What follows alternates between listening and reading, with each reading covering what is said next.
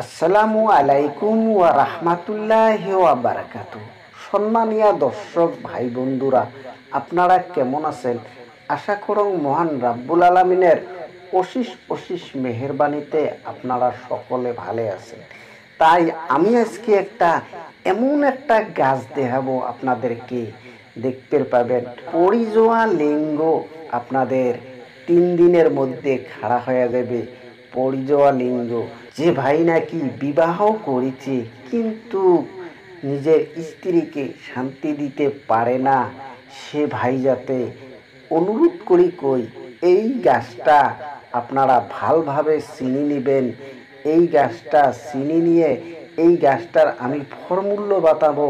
এই ফর্মূল্য মতে আপনারা যদি পান করেন, দেখতে পাবেন আপনাদের 3 দিনের মধ্যে 3 পালা ওষুধের মধ্যে 3 দিন খালি মাত্র খাবেন, আল্লাহ রহম করলে পরিজোয়া লিঙ্গ আপনাদের খারাপ হয়ে যাবে।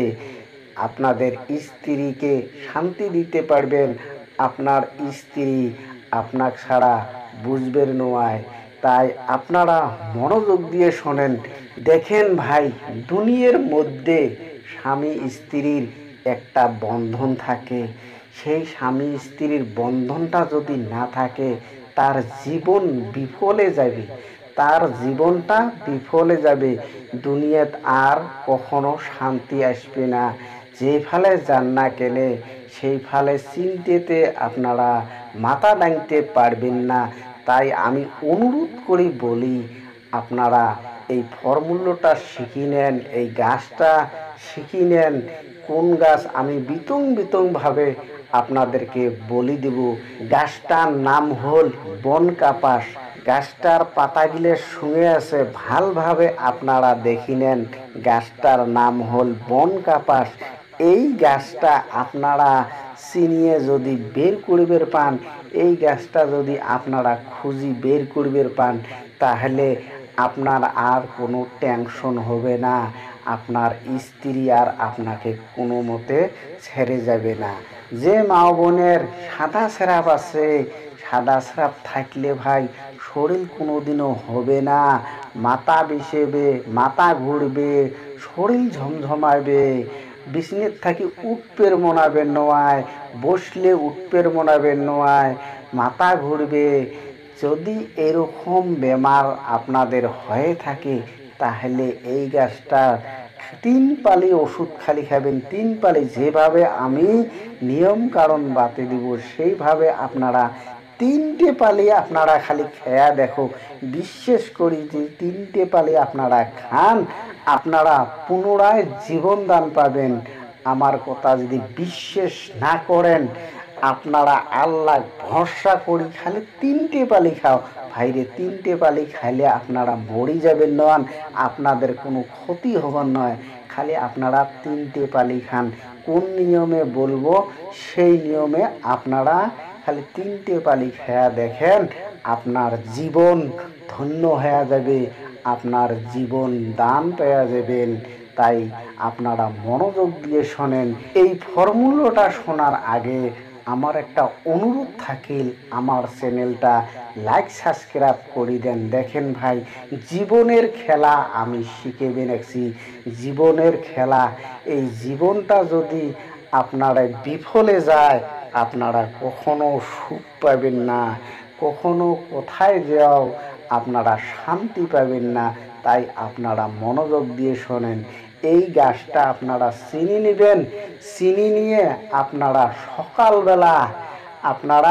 সকালবেলা কি করবেন, পাতা 5টা হোক 7টা হোক 3টে হোক, পাতা ছিঁড়িয়ে আপনারা শিলপাটার মধ্যে বাটবেন, নাহলে পিড়ের মধ্যে বাটবেন।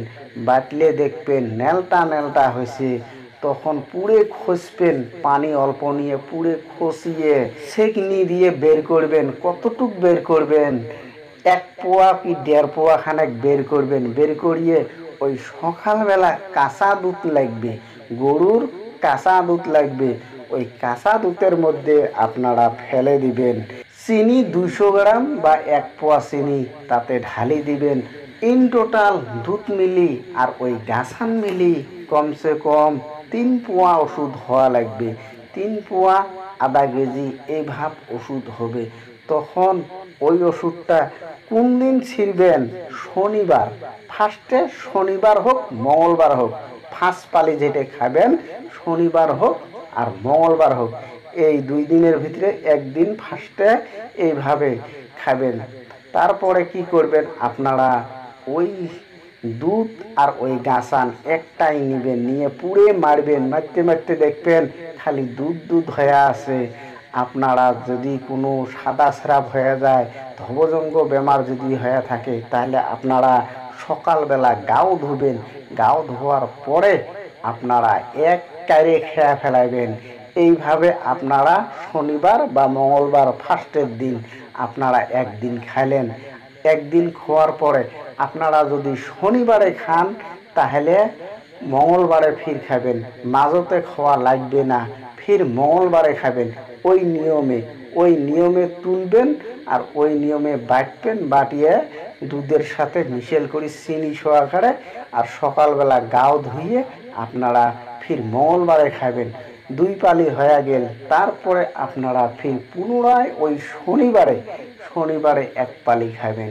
এই 3 পালি আপনারা চোখ মুন্দি খায়া দেখো আপনার বেমার ভাল হয় কি নাই। ভাই মূল্যবান কথা, এই মূল্যবান গাছান কেউ দিবে না। আমার নিজের